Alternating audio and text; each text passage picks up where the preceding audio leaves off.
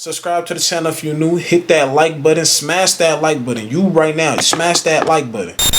These niggas sound stupid saying they invented me, but arguing with fools is a waste of It's your time. It's his time. It's Band's time. Band's time to shine. Your time to shine too. Yes, you. Hey, we got rappers who fell off. Let's see who's on this list.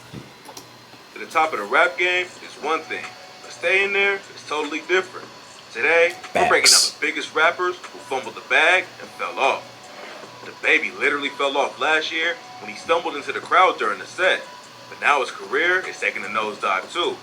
He blew up in 2019 and dropped back-to-back #1 albums, but now he's struggling to even book a show. It all started last year when the Baby performed at Rolling Loud in Miami. In the middle of the show, he went on a homophobic rant and said, "You didn't show up today with HIV, AIDS, any of them deadly sexually transmitted diseases that'll make you die 2-3 weeks, put a cell phone like that up." The Baby got dragged for it online. I thought he clapped said back and said, "What me and my fans do at the live show, it don't concern you on the internet, or you bitter on the internet." All the controversy led to Lollapalooza and the Governor's Ball pulling them from their schedule.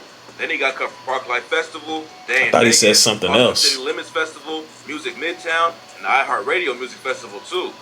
He ended up apologizing on IG, but then deleted the post and got even more backlash.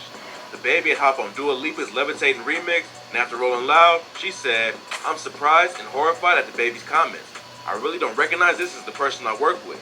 I know my fans know where my heart lies, and that I stand 100% with the LGBTQ community." Radio stations ended up playing an alternate version of the track without the Baby on it. She said, "I'm surprised and horrified at the Baby's comments.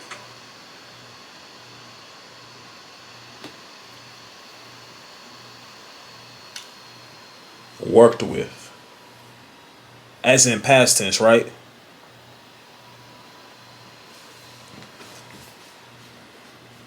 I mean, you couldn't have texted him now. You had to go on social media. I don't know. I ain't coming for that the community that she's defending or nothing like that. But I'm just saying that couldn't have been texted to him. Like, y'all worked with each other. You said you don't recognize him. Like, you could have. I'm pretty sure y'all got each other's phone numbers. You could have hit him, man. I don't know. I really don't recognize this as the person I work with. I know my fans know where my heart lies, and that I stand 100% with the LGBTQ community." Radio stations ended up playing an alternate version of the track without the Baby on it. Everything calmed down after a while, and the Baby went back to doing shows, but it looks like his career took a massive hit. Back in August, his show at the Smoothie King Center Arena in New Orleans was canceled after he allegedly sold less than 500 tickets. His team obviously expected to sell more. The arena hosts 14,000 people, and selling less than 500 isn't a good sign for him. His team says the story is all capped though. They put out a statement and said the Baby's New Orleans show was pulled by the artist team due to the promoter being in breach of contract. The Baby will be back in New Orleans very soon to make it up to his fans. They say he's gonna make it back up to fans, but it doesn't look like the Baby has many of them left. Roddy Ricch blew up back in 2018 when his track Die Young racked up over 80 million views on YouTube. I ain't seen Roddy And in Ricch in 2019, hella long. he took it to another level when he dropped his debut album, Please Excuse Me for Being Antisocial, which debuted at #1 on the Billboard 200 and stayed there for 4 weeks. His track The Box stayed at #1 on the Billboard Hot 100 for 11 weeks and now has over 1 billion streams on Spotify. Roddy became a superstar pretty much overnight, but now fans think the fame is going to be gone as quickly as it came. After his first album dropped, Roddy hopped on some other people's songs, but wasn't releasing any new solo music. Fans were waiting for his sophomore record, and in 2020, he told GQ that the album was done and that it was a full-blown masterpiece, a real idea, a real body of work. 2 years after his first album, Roddy finally dropped Live Life Fast in December 2021, but fans and critics weren't feeling it like his older project. Wait, so he took 2 years to drop? It debuted at #4, but fell off fast, and people immediately started saying that Roddy peaked. Back in February, he started hyping up his new music. He posted a snippet from a track called Out My Mind, but people started clowning the track like crazy. A couple hours later, he ended up deleting the snippet and wrote, "Guess I'm a flop now. Shit crazy," on his You can't show. I don't know if he was being dead ass. He was just trolling or whatever. You can't show, like, that's how they, bro. That just tells you how hard it is to, like, to stay at the top for years and years and years and years to come. For you to do, for it to be like, all right, he got 2.7 million views and it's been 2 weeks on the song. on YouTube. That's amazing to a lot of people. That's fantastic. But for this person, it's bad. I'm not talking about Roddy Ricch, just maybe a specific rapper in general. That just goes to show you how hard it is to stay at the top. Same thing in sports. You can't take this shit for when you see, because people don't. I'm gonna tell you right now, people don't like consistency. They hate greatness. I'm trying to tell you, when Young Boy was from 2016, 17 till I want to say probably 2022, 2023. Motherfuckers get tired of that. Hearing his song over and over. Like, they get tired of it. They get tired of it. They don't like consistency. LeBron. Feel me? They try to say he ain't like, they try to take it. They don't like consistency. They try to take it away. Oh, he not top 5, but he looking like a top, at minimum, a top 5 player to me. They don't like it. They want to hear about something else. They get tired of hearing about the same people over and over and over again. That just goes to show you how hard it is to sustain your greatness, bruh. I ain't heard of Roddy Ricch in hella long, but I didn't know it was like this. That just goes to show you how hard this shit can get. The situation was obviously getting to him. Man, it's gonna happen. Roddy deactivated his Twitter and IG account. Ah, man. A lot of fans thought he totally fell off. You gonna get back? Post Malone announced that Roddy Ricch was gonna be touring with him. Okay. Roddy was featured on the track "Cooped Up" of Post Malone's new album. And getting the tour with one of the hottest artists in the world should definitely help his career. He definitely fell off from where he was. Nah, I'm gonna tell you right now, that's not. I remember one of my, shout out DJ Ghost, one of my favorite YouTubers, inspired me to do reactions too, man. Shout out DJ Ghost, for real. I remember a video I watched when I was still when I first started YouTube, and he said something like, to start YouTube, you can't ride other people's waves. You know, it's just like in music. You know, you can't do a song with Drake thinking you about to blow. He said in 2010 and before, it probably would, like, it would mean something if you had a song with Drake in 2010 and before 2010. But now, motherfuckers is only there to see Drake.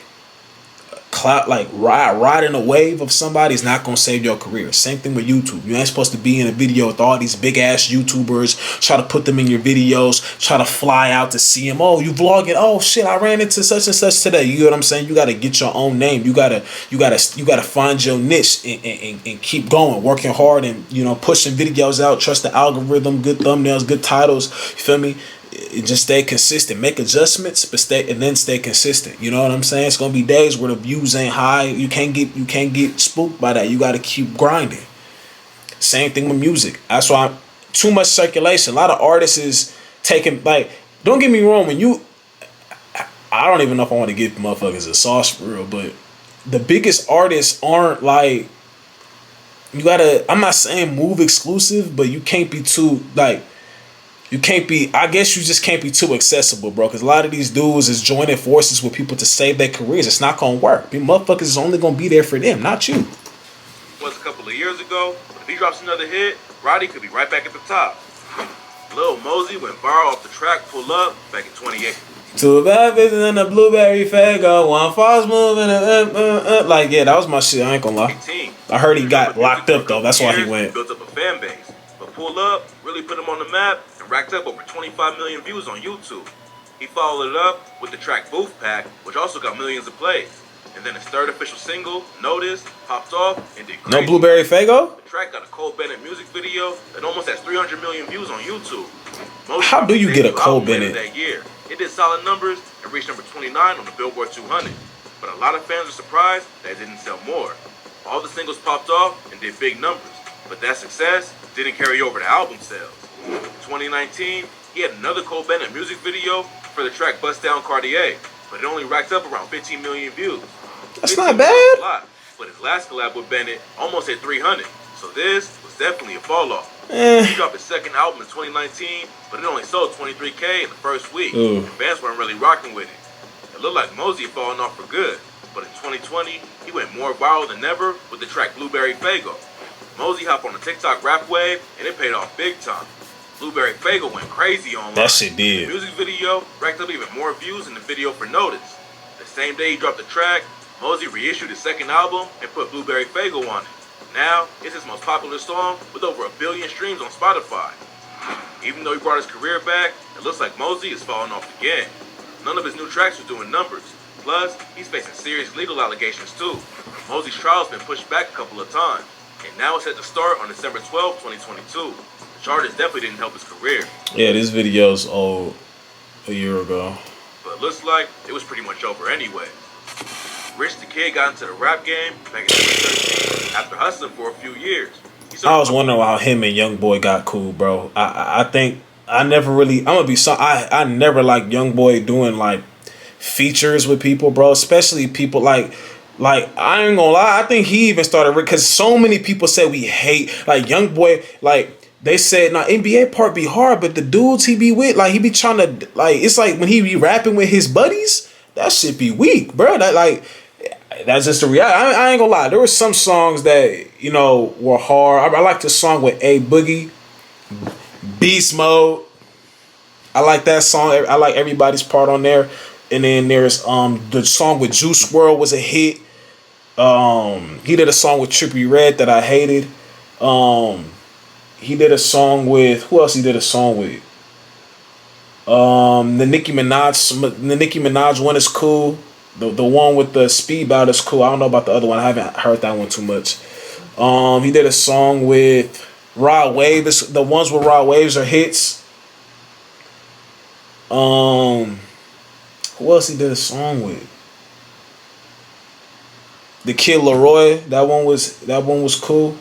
The songs with Conda Rondo are like this, like, you know, certain people. I'm not gonna lie, I just named a lot that were good, but there are some songs where he featured on was just trash. And he had the Play for Keeps song. It was cool, but he didn't. That was a good song. Don't get me wrong, but it was like like you could. Something tells me, I'm not certain, but something tells me when you see a rapper that you haven't heard of in a long time get in tune with another rapper who's been hot for a long time. Just kind of assume what the reason is for. I'm not gonna lie. Papa ended up signing a new deal with Interscope in 2017. For a while, he was working with huge artists like Kendrick Lamar, Quavo, and Future. But his career lost a lot of steam. Last year, his Lucky EP only sold 5K his first week out. Rich tried to level up. It's become hard. A label boss when he started Rich Forever Music. But the label never really popped off, and he's had a lot of drama with his own artists too. This also what led to his infamous beef with Lil Uzi Vert. Back in December 2020, Rich aired out how he feels about the industry on his IG story. He said, the industry's full of lying, stealing, blood-sucking motherfuckers for real. They will hate you, talk shit about you, and the whole time, be dead-ass broke. Around the same time, Fashion Nova hit him up with a lawsuit for $2.1 million over a $100,000 advance that Rich allegedly ran off with. He clapped back on IG and said, I don't owe Fashion Nova no money. Fashion Nova want $100,000 from me, they know I can pull up and drop it off. Rich also had to hand over a bag to his former managers. A judge ordered him to pay Blueprint Artist Management $1.1 million after they sued him for not paying. Then his landlord sued him for over $300K after Rich got $32,000 behind on rent payments. Damn. He already had money issues going on. In January 2021, I hope this shit is Rich facts and Rich not Forever cap. out on Instagram. He wrote, I am not rich forever. That shit been a dub. I'm gonna be honest, sign it to another artist. The only artist that I see that you could probably, I don't even think signing to an artist is a smart move, bro. Letting these cap about owning masters and shit. They trying to hold in bum ass deals. Be your brother until the business come up. Then it's all lawyer talk, contract talk, not real shit. If y'all want new music, tell them free Critch, whole ass. Rich clapped back and accused Critch of snaking him just to get a bag. And the situation started getting heated.